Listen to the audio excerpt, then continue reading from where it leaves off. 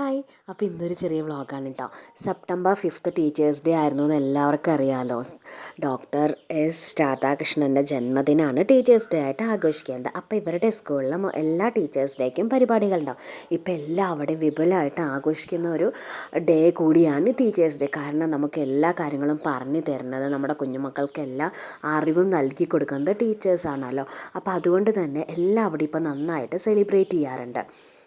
ഞാനും ആലോചിച്ചു, നമ്മൾ പഠിക്കുന്ന സമയത്തൊന്നും ഇത്ര ഗ്രാൻഡായിട്ടൊന്നും ചെയ്യണ്ടായിരുന്നില്ല. പക്ഷേ ഇപ്പോൾ ടീച്ചേഴ്സിന് ഗിഫ്റ്റ് കൊടുക്കുന്നു, അല്ലെങ്കിൽ കാർഡ്സ് ഉണ്ടാക്കി കൊടുക്കുന്നു, അങ്ങനെ കുറേ കാര്യങ്ങൾ ചെയ്യുന്നു.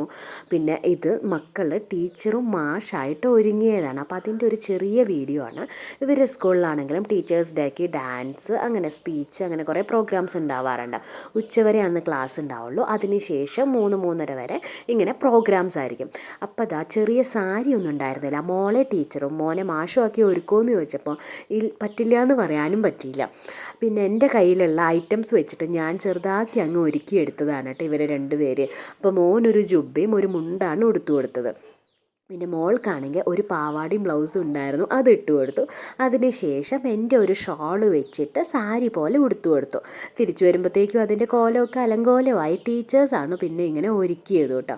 നമ്മൾ കോസ്റ്റ്യൂം എല്ലാം കൊടുത്തിരുന്നു. പിന്നെ അവർ വിളിക്കാമെന്നൊക്കെ പറഞ്ഞു. പിന്നെ അവരൊക്കെ പാരൻസിന് അലൗഡ് അല്ല തോന്നുന്നു. അതുകൊണ്ട് ടീച്ചർ തന്നെയാണ് ഇങ്ങനെ ഒരുക്കിയെല്ലാം കൊടുത്തത്. എന്താണെങ്കിലും നല്ലൊരു ടീച്ചർ ലുക്കായിട്ടുണ്ട്, അതുപോലെ നല്ലൊരു മാഷ് ലുക്കും ആയിട്ടാണ് രണ്ടാളും വന്നത്.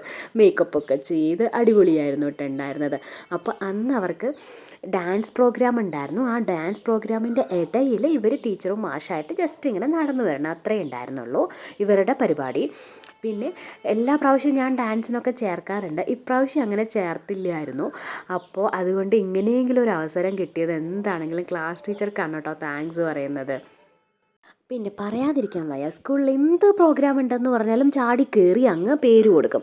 അപ്പോൾ അതൊക്കെ ഭയങ്കര ഇൻട്രസ്റ്റാണ്. പക്ഷേ ഇപ്രാവശ്യം ഞാൻ ഡാൻസിനൊന്നും പേര് കൊടുത്തിട്ടുണ്ടായിരുന്നില്ല. അപ്പോൾ ഇതേ ഇങ്ങനെ ഒരു ഓപ്പർച്യൂണിറ്റി കിട്ടി. അപ്പോൾ എന്താണെങ്കിലും പിള്ളേരും ഹാപ്പിയായി. ഡാൻസ് പ്രാക്ടീസ് എന്നൊക്കെ പറഞ്ഞ് ഡെയിലി ക്ലാസ്സിൽ നിന്ന് പോവുകയും ചെയ്യുക. ഡാൻസൊക്കെ അവർ തന്നെ ഇത് പഠിക്കുകയും ചെയ്തു. അവർ കണ്ടിട്ട് പഠിക്കുകയും ചെയ്തു. പ്രോഗ്രാംസൊക്കെ അവർക്ക് കാണാനും പറ്റി. അതല്ലെങ്കിൽ പ്രോഗ്രാംസിനുള്ളവർക്ക് മാത്രമേ ഇതിങ്ങനെ കാണാൻ പറ്റുള്ളൂ. ബാക്കിയുള്ളവർക്കൊക്കെ അന്ന് ഉച്ചയ്ക്ക് വീട്ടിൽ പോവാം. പ്രോഗ്രാംസിന് ടീച്ചേഴ്സും ഈ പാർട്ടിസിപ്പൻസും മാത്രമാണ് കേട്ടോ അവിടെ ഉണ്ടാവുള്ളൂ. അപ്പോൾ ഇതായിരുന്നു ഡാൻസ്. അപ്പോൾ ഈ ഗുരു ബ്രഹ്മ വിഷ്ണു എന്ന് പറഞ്ഞിട്ടുള്ള ഒരു ഡാൻസ് പാട്ടായിരുന്നു. അപ്പോൾ അതിൻ്റെ ഡാൻസാണ് ഇവർ കളിക്കുന്നത്. പാട്ട് എന്താണെങ്കിലും നമുക്ക് ഇടാൻ പറ്റില്ല, കോപ്പിറൈറ്റ് വരും. അതുകൊണ്ട് ഞാൻ പാട്ടൊന്നും ഇൻക്ലൂഡ് ചെയ്തിട്ടില്ല കേട്ടോ.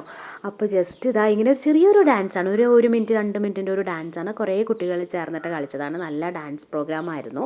എനിക്ക് കാണാനൊന്നും പറ്റിയില്ല. പിന്നെ മിസ്സ് വീഡിയോ അയച്ചിട്ടുണ്ടായിരുന്നു, അതുകൊണ്ട് നമുക്ക് കാണാൻ പറ്റി. അപ്പോൾ തന്നെ മനസ്സിലായിട്ടുണ്ടോ. അതുപോലെ നല്ല കോസ്റ്റ്യൂംസൊക്കെ ആയിരുന്നു ഉണ്ടായിരുന്നു. ഇതും മാത്രമല്ല കുറേ ഡാൻസ് പ്രോഗ്രാംസ് ഉണ്ടായിരുന്നു. അപ്പോൾ അതിൻ്റെയൊക്കെ വീഡിയോസും കുട്ടികൾ പോകുന്നതൊക്കെ നമ്മൾ കണ്ടിട്ടുണ്ടായിരുന്നു. അപ്പോൾ നല്ല ഡ്രസ്സും കാര്യങ്ങളൊക്കെ ആയിരുന്നു കേട്ടോ അതിലുണ്ടായിരുന്നത്.